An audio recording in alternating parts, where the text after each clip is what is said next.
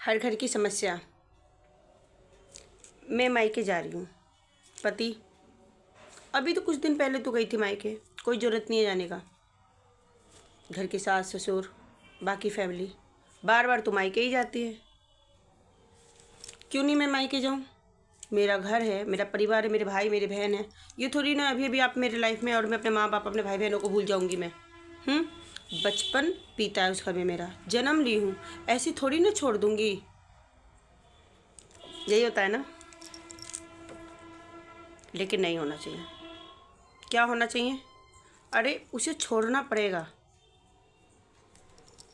आपकी शादी हुई है, अब शादी हुई है तो आप क्या कहोगे? शादी हुई है तो क्या हो, खरीद थोड़ी ना लिया है मैं। हम क्यों अपने भाई बहन और माँ बाप के पास नहीं जा सकते? सबसे फर्स्ट में जब हम शादी होकर विदा होते हैं ना, उसी समय में पूरा मोह माया है ना, हमें उस चौखट के अंदर ही छोड़ देना चाहिए। और जब बाहर निकलो ना, तो सिर्फ अपने ससुराल वालों के लिए सम्मान लेके। अगर आप बार बार मायके जाओगे, बार बार आओगे, तो आपकी सबसे फर्स्ट में मायके में वैल्यू ख़त्म। ठीक है। उसके वजह से आप ससुराल में सही से ध्यान नहीं दे पाओगे, बच्चों पे पति पे ध्यान नहीं दे पाओगे। अगर मान लीजिए कि आपके पास ही कोई आता है, मान लीजिए आपकी कोई फ्रेंड है, ठीक है, फ्रेंड को छोड़ दीजिए, अगर आपकी कोई शादीशुदा बहन ही होती है, ठीक है, और जब वो आपके पास आती है और आपको छोड़ के वो ध्यान ज़्यादातर किसी और पे लगाए, चाहे अपने ससुराल पे ही ध्यान दिए रहे, ठीक है, आप पे ना दे, तो आप कैसे कहोगे कि 2 दिन के लिए तो दीदी आई है, लेकिन ससुराल ससुराल, इससे बढ़िया तो तू आती ही नहीं। चाहे फ्रेंड आया तो फ्रेंड आपके पास आया और उसका ध्यान आप पे नहीं, पीछे ही किसी पे है, दूसरे फ्रेंड पे, चाहे किसी पे भी, तो आप क्या कहोगे कि तू मेरे पास आई क्यों है, जब तेरा ध्यान ही मेरे पे नहीं है। तो इसी तरीके से ससुराल में होता है, जब आप विदा हो के गए हो तो पूरा ध्यान आपको ससुराल में लगाना है, ना कि मायके पे बार बार मायके जाना। अब मान लीजिए आप गाड़ी चला रहे हो, ठीक है, और गाड़ी चलाते चलाते आप पीछे देखोगे, चलाते रहोगे, पीछे देखते रहोगे, क्या होगा आगे? क्या होगा? एक्सीडेंट होगा ना, जान जाएगी ना, प्रॉब्लम होगा ना। इसलिए गाड़ी चलाते समय भी हमें आगे ध्यान देना होता है, ना कि पीछे ध्यान देना होता है। ऐसा नहीं कि पीछे ध्यान नहीं देते हैं, देते हैं, बट ज़्यादा ध्यान आगे देते हैं। इसी तरीके से मायके पे ध्यान देना है, बट ज़्यादा ससुराल पे देना है। बार बार मायके जाने की ज़रूरत नहीं है। ज़रूरी नहीं कोई तीज त्यौहार आया, छोटा छोटा व्रत आया, शादी आया, ज़रूरी नहीं है कि शादी में भी जाना ही है। अगर ऐसा लगे कि आप जा सकते हो तो जाओ, बट पहला अपना घर चूज़ करो। आप कहोगे मेरा घर नहीं है, अरे आप अपना घर मानो तो सही। सामने वाला आपका ससुराल वाला आपका पति बोलता है तेरा बाप का घर है क्या? बाप का नहीं है तो क्या हुआ, मेरे पति का है ना, हैं? अब मेरे पति का घर है तो मेरा घर है, मेरे बच्चों का बाप का घर है ना, मेरे बाप का नहीं है तो क्या हुआ, मेरे ससुर जी का घर है ना। सोचिए, पहले अपना मानना सीखिए। आप ही कहोगे कि नहीं मेरा घर नहीं है, सही बोला मेरा, तो उससे कुछ नहीं होता। अपना घर मानिए, शादी के बाद अपना घर मानिए। मायके पे हक नहीं होने के बावजूद भी उसको अपना घर कहते हुए फिरते हैं हम, जबकि कोई हक नहीं होता। और ससुराल पे हक होने के बावजूद भी हम कहते हैं कि हमारा अपना। पहले मानना सीखिए। घर अपना मानते नहीं हो और जहाँ डिवोर्स होगा तो हक की बात करने लगते हो। पहले अपना घर मानते नहीं हो, अब बाद में जब डिवोर्स की बात चलती है तो क्या कहते हो, मुझे अपना हक चाहिए। खुद ही आप सोचो ना, हक है कि नहीं है।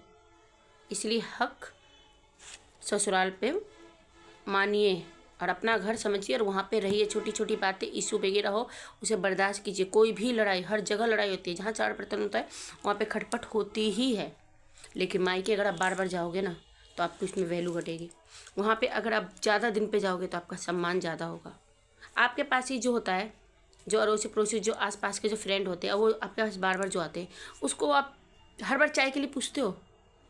नहीं ना। सोच तो ये तो आता जाता रहता है, चाहे कभी कहते हो यार तू बना के पी ले चाय, चाहे यार मैं चाय नहीं बना पाया, चाहे मेरे पास, कोई भी बहाना कर देते हो।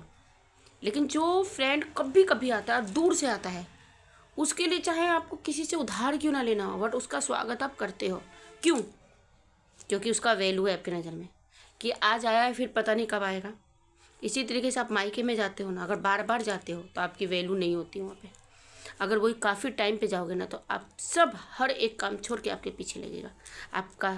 आपको देखेगा, दीदी आई, बेटी आई, बहन आई, जो भी वगैरह वगैरह, ठीक है, सब आपका केयर करेगा।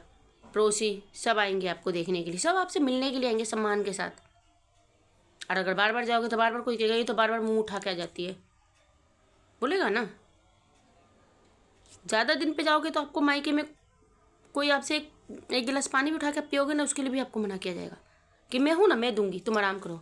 आप बार बार जाओगे ना तो डायरेक्टली किया जाएगा, अरे चाय बना के पी लेगी तो क्या होगा, आपको काम का ऑर्डर दिया कुछ भी चीज़ को लेके। क्योंकि देखिए, कोई भी माँ बाप कितना भी बड़ा राजा क्यों ना हो, अपनी बेटी को ज़िंदगी भर पालने का वो नहीं रखता। अब पालता भी है ना तो वो सम्मान नहीं मिलता, कहीं ना कहीं से औकात दिखाई ही दी जाती है। इसलिए ससुराल में कितनी भी लड़ाई हो, लेकिन वहाँ से कभी कोई ये नहीं बोलता कि तुम कब जाओगी। कोई पड़ोसी आके ये नहीं कहेगा कि तुम कब तक यहाँ रहोगी। लेकिन मायके में ये बात ज़रूर पूछा जाता है कि तुम कब तक रहोगी। और अगर आप किसी कारण रह भी गए ना तो एक ही बात होगा, अरे नहीं ये तो यहीं पे रह गई है, डेरा जमा के बैठ गई हुई है। इस चीज़ के लिए कभी भी मायके जाइए, मायके क्या कहीं पे भी जाइए, वट कम जाइए, ज़्यादा जाने की ज़रूरत नहीं है। अपने घर परिवार पे ध्यान दीजिए, अपने फैमिली अपने बच्चों पे ध्यान दीजिए। ज़्यादा दिन पे जाइएगा आपका सम्मान होगा, क्योंकि घर टूटेगा ना, कहने वाले तो कह देगा मैं हूँ ना, लेकिन घर टूटने के बाद कोई नहीं देखता, कोई नहीं देखता।